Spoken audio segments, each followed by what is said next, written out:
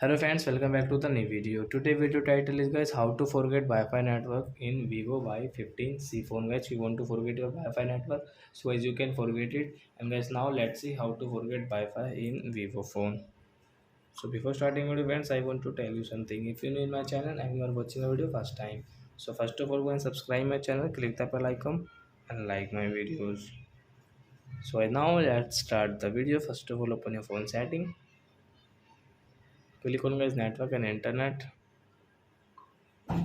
click on guys Wi-Fi. So at which Wi-Fi guys you want to forget network. So as you can see, we have connected this Wi-Fi, and guys you have this like that of Wi-Fi. So as you can forget. So we will click on the setting option. And as you can see forget option. So I will click on forget option. So this Wi-Fi network will forget in your phone guys. So I hope friends you have understood how to forget Wi-Fi network in Vivo phone. So that's it guys. Thanks for watching my video. Now we will meet on next video with new topic. If you guys please go and like and subscribe my channel. Bye.